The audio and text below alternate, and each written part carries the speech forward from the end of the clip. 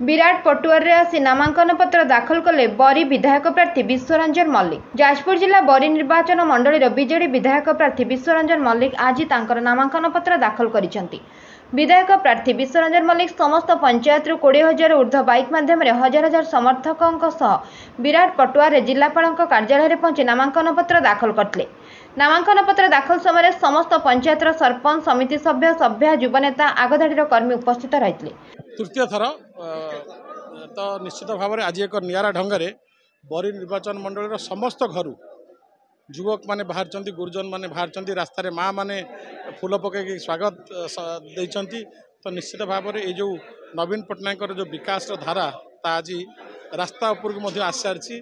तो निश्चित भाव में नवीन बाबू को विकास धारा को सम्मान दे षष्ठ थर पर नवीन बाबू को मुख्यमंत्री गादी में बसैबे और बरी निर्वाचन मंडल में शंख चिन्ह बहु संख्यार भोट दे डबल सिंह जययुक्त कराइबे। जनता तरफ माननीय नवीन पट्टनायक आज